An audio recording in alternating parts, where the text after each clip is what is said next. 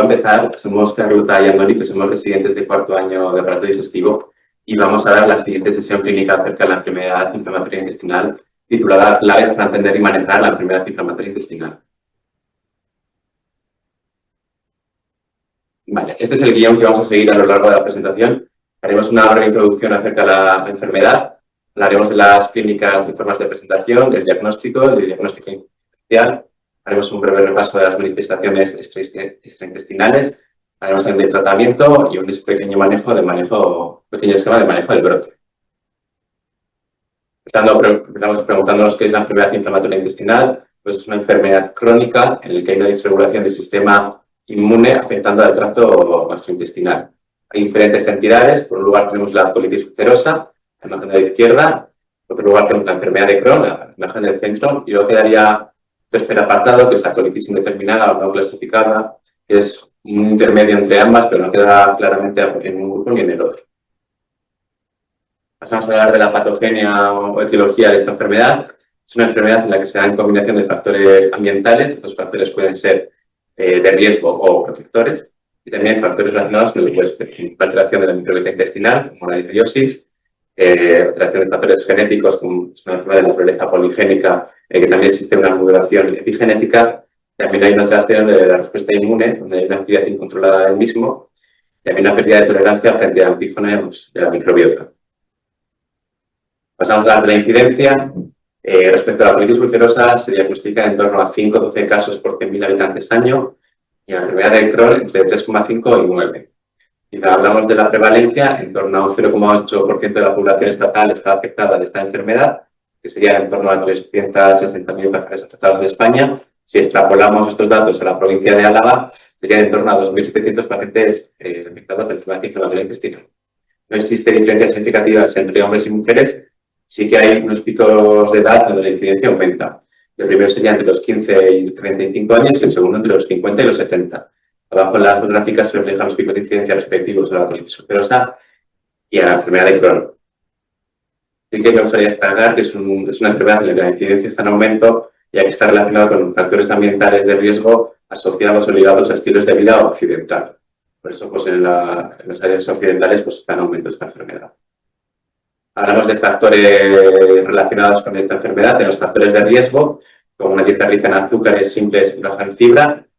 También el uso de fármacos como los antiinflamatorios no esteroideos, los antibióticos. Tendríamos también una situación de estrés, favorece el desarrollo de brotes. Factores protectores destaca la lactancia materna y el estar apendicectomizado. Respecto al tabaco, clásicamente se ha considerado un factor de riesgo para el desarrollo de enfermedad de Crohn, para el desarrollo del brote de los mismos, y ha sido un factor protector para la colitis ulcerosa. Como todos conocemos el riesgo que supone fumar para la salud, fumar mata, por lo tanto nunca recomendaremos a un paciente que fume para protegerse de la colitis ulcerosa. Vamos a hablar de la clínica y las formas de presentación. El curso clínico de esta enfermedad es una enfermedad crónica en la que se alternan periodos de mayor o menor intensidad sintomática, denominados brotes, en el que haríamos un tratamiento de inducción de la enfermedad, con otros periodos en los que los síntomas desaparecen. Sería una fase de remisión de la enfermedad que ahí estaría dirigido a un tratamiento de mantenimiento. Pasamos a hablar de la enfermedad de Crohn. Sus características típicas son que afectan a todas las capas del tracto digestivo, es una afectación transmural. Las lesiones son parciales, es decir, hay zonas del tracto digestivo afectadas alternadas con otras zonas sanas. La afectación puede ir desde la boca hasta el ano, y es frecuente la aparición de estenosis, fístulas, abscesos y de enfermedad perianal. Hablando de la localización, pues de mayor a menor frecuencia tenemos la localización ileocolónica, luego estaría la colónica aislada, luego la ileal aislada y luego la gastrointestinal alta, que sería en menos del 5%. Los síntomas dependen de la localización, edad e intensidad. Por lo tanto, si por ejemplo tenemos una afectación colónica, pues tendríamos un dolor abdominal, diarrea. Si tendríamos una afectación ilioterminal, también tendríamos un dolor, pero ya más localizado en la fosa ilíaca derecha, a veces con la palpación de una masa y diarrea habitualmente sin sangre. Si ya se afecta a dos tramos más proximales del tracto digestivo, como el intestino delgado, pues tendríamos una mala absorción, con una consecuente pérdida de peso y diarrea malabsortiva. Y si están afectados tractos ya como el estómago, pues tendríamos aftas, dolor epigástrico, igual por úlceras gástricas, sintomatología similar. También tenemos síntomas relacionados con las complicaciones, por tanto, por ejemplo, si desarrollamos una complicación estenótica, tenemos que tener cuadros oclusivos o suboclusivos, también afectaciones penetrantes, pues, formación de flemones, abscesos, de fístulas y desarrollo de la enfermedad perianal. Y esta brevemente serían la aparición de pliegues cutáneos engrosados a nivel anal, las fístulas habitualmente muy complejas, abscesos y fisuras anales. La enfermedad de Crohn tiene diferentes fenotipos también de presentación. Existen 3 patrones típicos. El patrón inflamatorio, en segundo lugar el estenosante, el tercero el fistuloso. Casi el 90% de los pacientes cambian su fenotipo a lo largo de la enfermedad, siendo la gran mayoría al debut de la enfermedad un patrón inflamatorio, donde el arsenal terapéutico es mucho más efectivo, pero un porcentaje significativo evoluciona a patrones estenosantes en torno al 30% y fistulizantes al 56%. En donde aquí el arsenal terapéutico es menos efectivo, ya que se trata de una enfermedad de Crohn más fibrótica, menos inflamatoria y es más difícil manejar la misma. Hay diferentes clasificaciones en la enfermedad de Crohn. Tenemos la clasificación de Monreal, que clasifica la enfermedad en localización, edad de aparición y curso evolutivo de estos dos patrones que acabo de explicar. Y tenemos luego múltiples también índices de actividad clínica, que destacar el Harvey-Blasso por su simplicidad para poder usar el primero, en el que valora diferentes ítems como el estado general del paciente, el dolor abdominal, el número de heces líquidas o blandas, la palpación de una masa abdominal y luego el número de complicaciones extraintestinales asociadas, de las que hablaremos más adelante. Teniendo como un brote leve de tener un score de 5 o 7 puntos, un brote moderado entre 8 y 16 y un brote grave más de 16. Pasamos ahora a hablar de la colitis ulcerosa. Está en contraposición con la enfermedad de Crohn. La afectación únicamente es de la capa mucosa, afecta únicamente al colon y su afectación es continua. Empieza desde el recto a tramos más proximales del colon. Dependiendo de lo afectado que está el colon, podemos dividirlo en diferentes localizaciones o extensiones. Dicho de otra manera, si afecta únicamente el recto, pues estaríamos hablando de una proctitis ulcerosa. Si está afectado ya el colon sigmoide, hablaríamos de una proctosimoiditis. Afectaciones distales al ángulo esplénico del colon serían colitis izquierda, y ya afectaciones proximales al ángulo esplénico del colon, pues hablaríamos ya de pancolitis o colitis ulcerosa extensa. Respecto a los síntomas, la mayoría de los grupos están relacionados con la afectación rectal. Tendríamos diarrea con moco, pus y sangre, también la realización de pujos rectales, tener tenesmo rectal, esa sensación imperiosa de tener todo el rato ganas de defecar, urgencia respiratoria e incontinencia fecal. También tenemos síntomas como dolor abdominal tipo retortijón, sobre todo de predominio en fosa ilíaca izquierda. También tenemos síntomas generales cuando las formas ya son más extensas y graves, como fiebre, astenia y pérdida de peso. También tenemos índices de actividad clínica en la colitis ulcerosa. Para resumir brevemente, tanto en el Crohn como en la colitis hay numerosos índices de actividad clínica, analítica, endoscópica, histológica, pero bueno, aquí traemos los que son más útiles. En el caso de la colitis ulcerosa sería el índice de True-Lovett-Weiss, que valora el número de deposiciones, la presencia de sangre en las deposiciones, la temperatura del paciente, la frecuencia cardíaca, el nivel de hemoglobina y el nivel de velocidad de sedimentación globular. Tendiendo como un brote leve si todos estos ítems están en la parte de actividad leve, moderado cuando tenemos de ambas y grave cuando tenemos todos en la actividad grave o más de 6 deposiciones con sangre o otro ítem de gravedad. Pasamos a hablar del diagnóstico de estas enfermedades. El diagnóstico se debe basar en una combinación de datos clínicos, analíticos, endoscópicos, histológicos y de pruebas de imagen, una compatibilidad de hacer las pruebas. Y los síntomas y signos clínicos, los que hemos ido hablando hasta ahora, ese dolor abdominal, esa diarrea, esa pérdida de peso, esa sangre con las deposiciones, esa anemia. Marcadores de analítica de sangre tendríamos, en primer lugar, la elevación de reactantes de fase aguda, pues la elevación de proteína C reactiva, de la velocidad de sedimentación globular, de leucocitosis, de trombocitosis, de elevación del plasminógeno. También tendríamos una anemia ferropérica por esa pérdida crónica de sangre con las heces. También datos secundarios a una mala absorción, como puede ser la hipoaluminemia, la disminución de prealbúmina, de folato, de vitamina B12, etc. Respecto a los marcadores fecales, habría que hacer un estudio infeccioso fecal, en este caso para excluir una causa infecciosa de esta enfermedad, que podría confundirlos. Y luego tenemos la calprotectina fecal, que en esta voy a hablar un poquito más sobre ella. La proteína fecal, la calprotectina fecal es una proteína presente en los neutrófilos que se libera en la red intestinal cuando hay un proceso inflamatorio en el tubo digestivo. Por tanto, se relaciona con la actividad neutrofílica en el tubo digestivo secundaria a la inflamación. Es un buen parámetro porque es estable y no se modifica ni por alteraciones del pH, ni por actividad enzimática del tracto digestivo, ni por la flora intestinal. Por tanto, su utilidad radica en diferenciar un proceso inflamatorio de un proceso funcional. Y por tanto, no es específica de la enfermedad inflamatoria intestinal. Esto es importante, ya que se eleva en cuadros de colitis o enterocolitis infecciosa, en cuadros de colitis isquémica. También el uso de antiinflamatorios no esteroideos eleva este marcador. El cáncer colorectal también. Tanto, no es específica, pero sí que juega un papel crucial en el manejo de la enfermedad inflamatoria intestinal, ya que se relaciona con su actividad clínica y endoscópica, siendo de utilidad tanto en el diagnóstico, en el seguimiento y monitorización y como en la adaptación del tratamiento. De forma resumida, un manejo práctico sería si tenemos un paciente que sospechamos del debut de una enfermedad inflamatoria intestinal, le podemos hacer una carboproteína fecal. Si esta es inferior de 100, pues es poco probable que se trate de la enfermedad inflamatoria, por tanto no estaría indicado seguir haciendo estudios endoscópicos ni otra prueba invasiva. Si es entre 100 o 150, pues es un nivel ahí, que está en el limbo. Lo recomendable sería hacer una nueva muestra en 4 o 6 semanas y con los resultados decidir si hacer un estudio endoscópico. Si ya en cambio es de más de 150, pues sí que estaría indicado hacer un estudio endoscópico ante una alta sospecha de un debut de una enfermedad inflamatoria intestinal. Tenemos también más pruebas diagnósticas, como las pruebas de imagen, que nos permiten valorar actividad, extensión y complicaciones. Tenemos la ecografía, la tomografía axial computerizada y la resonancia magnética. Sí que me gustaría hablar un poquito más de la ecografía, ya que en las guías clínicas de inflamatoria cada vez abogan más por usar la ecografía porque es muy accesible, segura y es de bajo coste. Los pacientes pues, están encantados porque es más fácil para ellos. En la enfermedad de Crohn evaluaríamos la actividad, extensión, localización, que también nos permite detectar complicaciones como las estenosis, fístulas de abscesos con una buena sensibilidad y especificidad. La colitis ulcerosa, su papel es principal en el brote RADE y nos es útil para valorar tanto la actividad como la extensión del brote. Tenemos luego los estudios endoscópicos, en los que entraría la rectosigmoidoscopia, la ileocolonoscopia, la gastroscopia y la cápsula endoscópica. Los 3 primeros nos permite la toma de cultivos y la toma de biopsias para hacer luego un análisis histológico. Brevemente, la colitis ulcerosa, ¿qué veríamos? Pues una afectación continua de la mucosa colónica, afectando únicamente el colon y afectando desde el principio el recto, luego tramos más proximales, y veríamos una pérdida del patrón vascular, eritema de la mucosa, con friabilidad, con erosiones y úlceras superficiales y un exudado fibrinoso. Cuando hay una inflamación crónica, también es frecuente la aparición de pseudopólipos inflamatorios.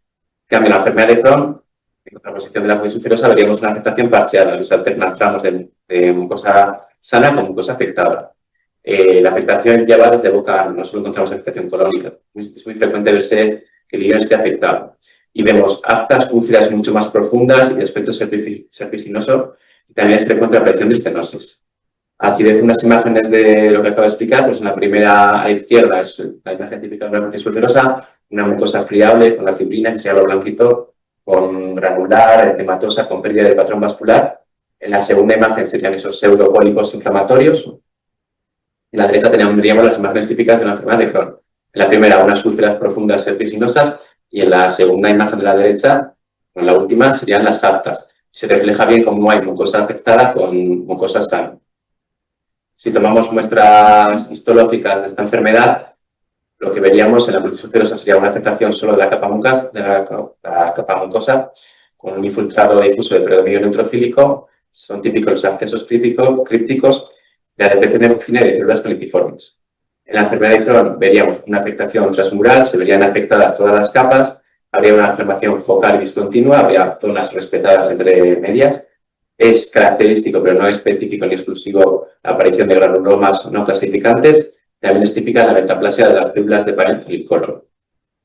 Al continuar, Carlota, hablando del diagnóstico diferencial. Creo que un poco las ideas que creemos que es más importante es tener en cuenta que no toda diarrea es un debut y que no toda diarrea en particular inflamatoria es un brote. Entonces, hay que tener un poco en cuenta el diferente diagnóstico diferencial que tenemos que tener en mente. Por ejemplo, un paciente que venga con una diarrea de inicio más brusco, aguda, con fiebre, que tenga además antecedentes de haber estado de viaje, de toma de alimentos en mal estado, por ejemplo, tendríamos que sospechar una diarrea de origen infeccioso. Además, cabe destacar, si el paciente ha dado tratamiento con antibióticos, tendríamos que descartar clostridioides. En el caso de un paciente con una diarrea funcional, tendríamos diarreas de predominio diurno, sin productos patológicos, sin pérdida de peso y, por tanto, sin datos de alarma. En estos casos es importante también saber que la calprotectina será normal. Si tuviéramos, por ejemplo, en mente una diarrea de origen isquémico, van a ser pacientes mayores con factores de riesgo cardiovascular, cardiopatía, vasculopatía y dolor abdominal, y la diarrea va a ser siempre, suele ser sanguinolenta.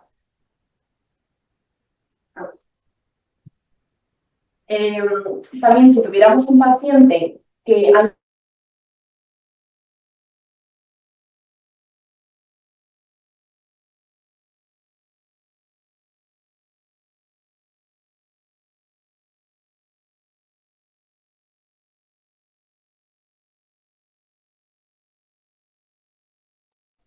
Perdón, que es que hemos tenido un pequeño problema con el micro y hemos tenido que cambiar de sitio. Bueno, como iba diciendo, si tuviéramos un paciente que ha estado tomando fármacos, como por ejemplo los AINES que ha comentado antes Andoni, tendríamos que sospechar una colitis inducida por fármacos. En el caso de que tengamos un paciente de más de 50 años con hematoquecia, con síndrome constitucional, con alteración del ritmo intestinal, tendríamos que descartar una neoplasia. Y puedes darle como a la imagen que si no me dejas pasar. Ha hablado antes Andoni de todo lo que son los síntomas intestinales, pero queríamos también comentar brevemente lo que son las manifestaciones extraintestinales. Entonces, las manifestaciones extraintestinales es toda patología inflamatoria que se localiza fuera del tubo digestivo en un paciente con enfermedad inflamatoria intestinal. Es importante porque aparecen hasta el 50% de los pacientes con inflamatoria, teniendo un predominio en enfermedad de Crohn frente a colitis ulcerosa. También es importante saber que pueden preceder al diagnóstico de enfermedad inflamatoria intestinal hasta en un 5% de los pacientes y pueden tener o no relación con la actividad de la enfermedad. Entonces, un poco yendo en orden de frecuencia, tenemos las manifestaciones extraintestinales de predominio reumatológico, que son entre un 20 y un 30% de estas manifestaciones extraintestinales. Tenemos artritis periférica, que puede ser de tipo 1 o paucia articular, si afecta a menos de 5 articulaciones, o poliarticular. Tenemos también pues otras como la artritis axial, en forma de espondilitis con la espina de bambú, con la sacroileitis, y otras manifestaciones como por ejemplo las artralgias, entesitis, tendinitis. Si nos centramos en manifestaciones dermatológicas, tendríamos el eritema nudoso, que sí que tiene una relación con la actividad de la enfermedad, el pioderma gangrenoso y las aftas orales, que destacan un poco porque son la manifestación oral más frecuente de estos pacientes. Respecto a las manifestaciones oftalmológicas, tenemos episcleritis, escleritis y la uveitis, que también es importante conocerla porque sería una urgencia oftalmológica. Y centrándonos ya en lo que son las manifestaciones hepatobiliares, tenemos desde colelitiasis, que al final son unos pacientes en los que si tenemos una afectación ileal, tenemos una mala absorción de sales biliares que nos predispone a formar cálculos biliares. Y por otra parte tenemos también un riesgo de colangitis esclerosante primaria, sobre todo asociado en menos de un 5% a pacientes con colitis ulcerosa, y está asociado también a positividad de autoanticuerpos PA. Respecto al tratamiento, un poco tiene sentido que, teniendo en cuenta que tienen manifestaciones extraintestinales que engloban a muchos otros servicios, el manejo sea multidisciplinar. Entonces, no va a ser un manejo que tengamos únicamente los pacientes nosotros de gastroenterología, sino que va a incluir a otros servicios, como por ejemplo cirugía general, nutrición, reumatología, dermatología. Muy importante también el papel de enfermería en estos pacientes. Y de cara a plantearnos cuáles van a ser nuestros objetivos con nuestros pacientes, siempre una de nuestras prioridades va a ser mejorar la calidad de vida del paciente, intentando evitar en la medida de lo posible lesiones intestinales y inflamación de la mucosa, manteniendo la enfermedad inactiva y controlando síntomas y signos de la enfermedad. Pero también es muy importante conseguir un correcto estado nutricional que garantice un crecimiento y un desarrollo adecuados. Por eso, importante el papel que hemos comentado de nutrición. Además, sabemos que la cirugía es una de las opciones terapéuticas que tenemos, pero tenemos que intentar prevenir la necesidad de cirugía en estos pacientes y es ahí donde entra todo el arsenal terapéutico farmacológico que tenemos en la actualidad. Esta imagen la hemos buscado un poco con idea de ver de dónde partimos y dónde estamos ahora. Al final no es lo mismo tratar a un paciente con una enfermedad inflamatoria intestinal en 1995, que solamente teníamos corticoides, versus ahora que tenemos muchas más herramientas terapéuticas que nos ayudan a garantizar o intentar por lo menos una inactividad de la actividad. Entonces, vamos a hacer unas pequeñas pinceladas de cada una. Los aminosalicilatos, que son muy utilizados, esto es la mesalazina. Tenemos diferentes formas de administración, principalmente lo utilizamos en colitis ulcerosa. Tenemos formas orales y formas tópicas. Como hemos dicho, sobre todo colitis ulcerosa, que debe moderar tanto la inducción como el mantenimiento. Entonces, las formas orales actúan sobre el colon, mientras que a nivel tópico, en función de la forma de administración que elijamos, va a actuar a un nivel o a otro, de tal manera que el supositorio actuará sobre el recto, la espuma a nivel del colon izquierdo y el enema lo dejaremos para pacientes con colitis extensa. Los corticoides, también muy conocidos y muy utilizados, únicamente tienen un papel en el brote, no podemos dejarlos para mantenimiento, para hacer un tratamiento a largo plazo. Tenemos a nivel oral dos tipos de acción. A nivel local tenemos la beclometasona, que la utilizamos en la colitis ulcerosa porque actúa a nivel del colon, y la budesonida, que la utilizamos sobre todo en la enfermedad de Crohn porque actúa a nivel del ileum. Y a nivel sistémico tenemos la prednisona y la metilprednisolona, que la tenemos que utilizar siempre a dosis plenas de 1 miligramo kilo día, pero teniendo en cuenta que la dosis tope es de 60 miligramos al día. También es muy importante saber que al final los corticoides tienen un riesgo asociado a osteoporosis, por lo que tendríamos que asociar calcio y vitamina D.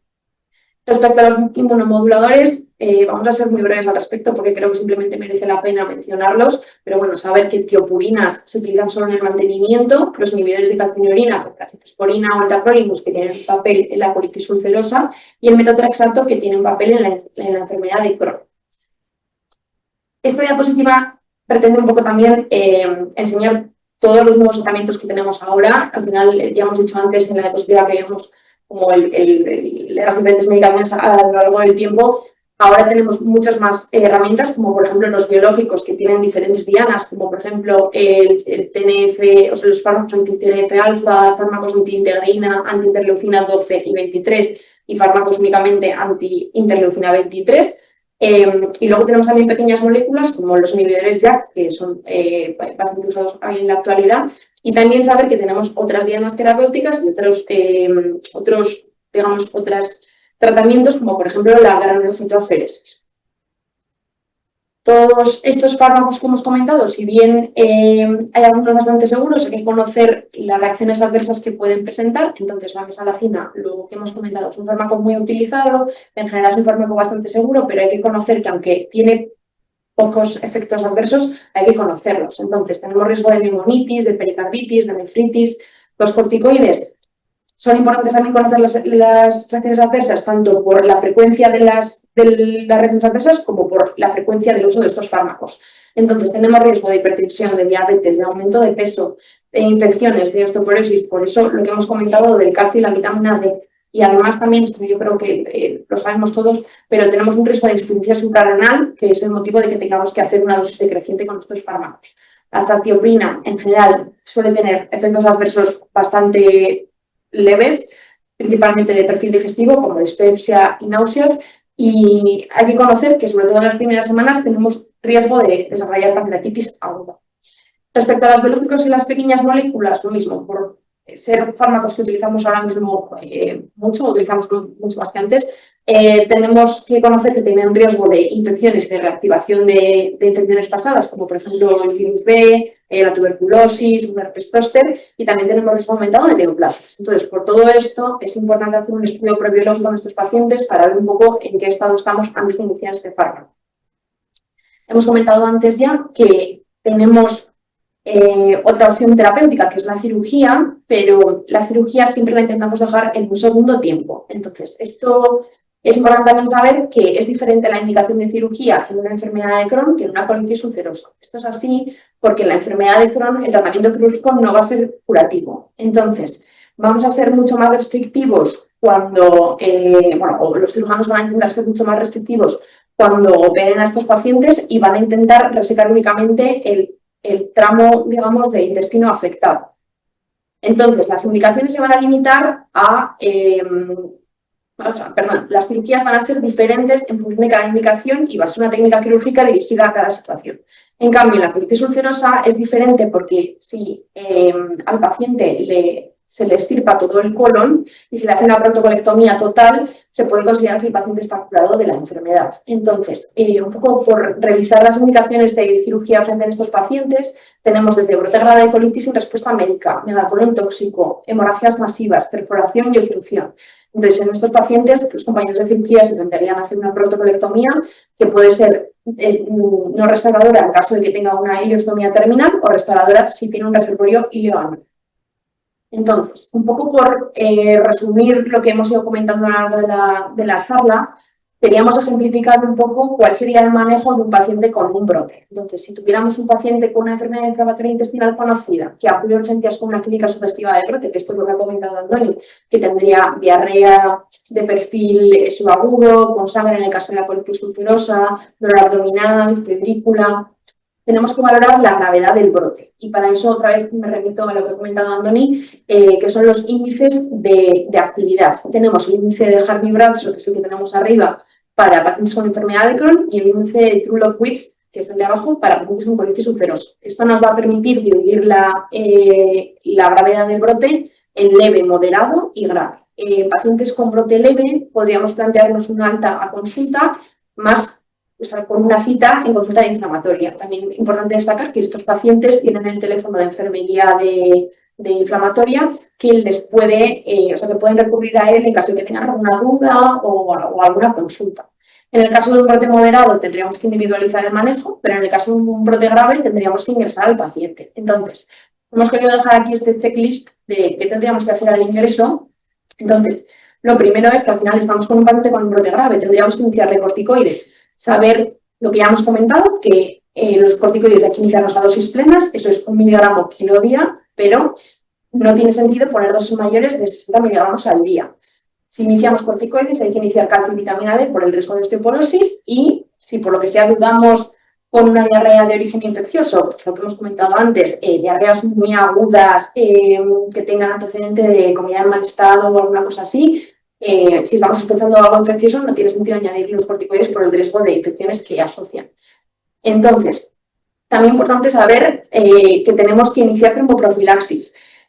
Es verdad que entiendo que en el momento que tenemos un paciente con rectorragia puede dar un poco de miedo, pero hay que hacerlo porque los eventos tromboembólicos son muy frecuentes en estos pacientes. Al final son pacientes con un estado proinflamatorio que favorece un evento tromboembólico y los eventos tromboembólicos han demostrado ser una de las causas de mortalidad más importantes en estos pacientes. Entonces, siempre que tenemos un paciente con un brote grave que ingrese, hay que iniciar tromboprofilaxis. Si el paciente estaba ya con un tratamiento tópico y lo tolera, lo mantenemos sin problemas.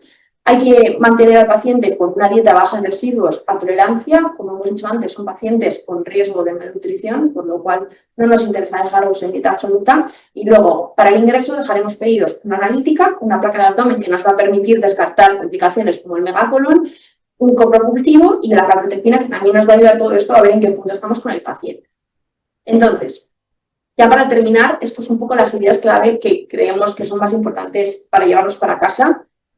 Tenemos que tener en cuenta que no toda diarrea en un paciente con inflamatoria va a ser un brote. Muy importante lo que hemos comentado antes del diagnóstico diferencial. Saber también que la calprotectina no nos va a ayudar en ese diagnóstico diferencial. Al final, una calprotectina elevada por encima de 150 es indicativo de inflamación del intestino, no necesariamente de enfermedad inflamatoria intestinal. No lo hemos comentado en el diagnóstico, pero bueno, queríamos dejar aquí un breve apunte. La sangre de corta de heces no tiene cabida como tal ni en el diagnóstico ni en el manejo de la inflamatoria. Y respecto al tratamiento que iniciamos de cara al ingreso, muy importante la tromboprofilaxis. Siempre que iniciemos corticoides, asociamos calcio y vitamina D. Y, como ya he dicho Andoni antes, al final los AINES y los antibióticos son factores de riesgo de desarrollar un brote, por lo que hay que evitar su uso en la medida de lo posible por riesgo de un brote o de empeorar un brote ya preexistente.